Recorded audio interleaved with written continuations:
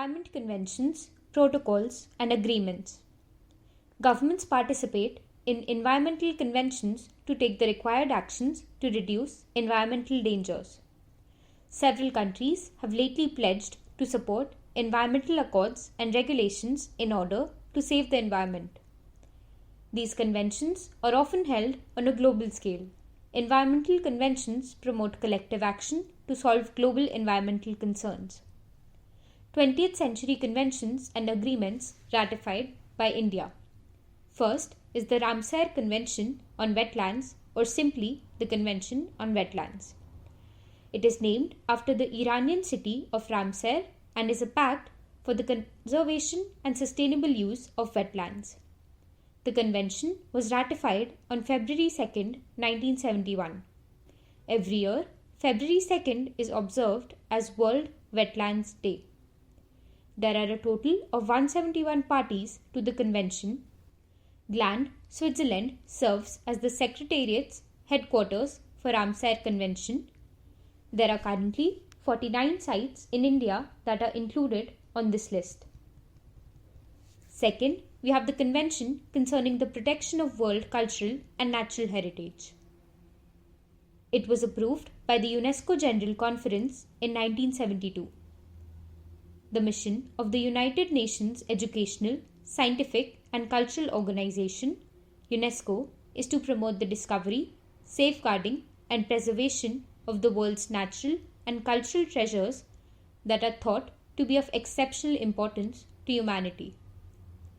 The countries that ratify the convention, states parties, have to join an international community united in a common mission to identify and safeguard our world's most outstanding natural and cultural heritage. While fully respecting the national sovereignty, it is based on the premise that certain places on earth are of outstanding universal value and should, therefore, form part of the common heritage of mankind and therefore should be conserved. Next, we have the Convention on International Trade in Endangered Species, CITES, or the Washington Convention. The Convention on International Trade in Endangered Species of Wild Animals and Plants, CITES, was established by the United Nations in 1973 and came into effect on March 3, 1973. CITES protects about 38,700 species, including about 5,950 animal species and 32,800 plant species from overexploitation through international trade. In India, the Ministry of Environment, Forests and Climate Change's Wildlife Crime Control Bureau is responsible for implementing and overseeing CITES. Fourth, we have the Convention on the Conservation of Migratory Species of Wild Animals, or Bonn Convention, 1983. The Convention on Migratory Species will have 133 parties as of March 1st, 2022. It is the only international UN-based organization created under UNEP's auspice. Jamaica is the only nation that signed the original convention enforced on November 1, 1983, but has not ratified it, making it ineligible to be a party.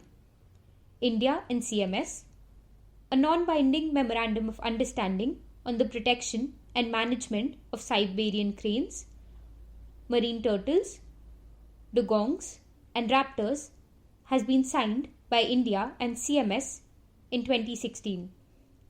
Since 1983, India has been a signatory to the Convention on Migratory Species, CMS. VRS Convention, or the Basel, Rotterdam and Stockholm Convention. First, the Basel Convention.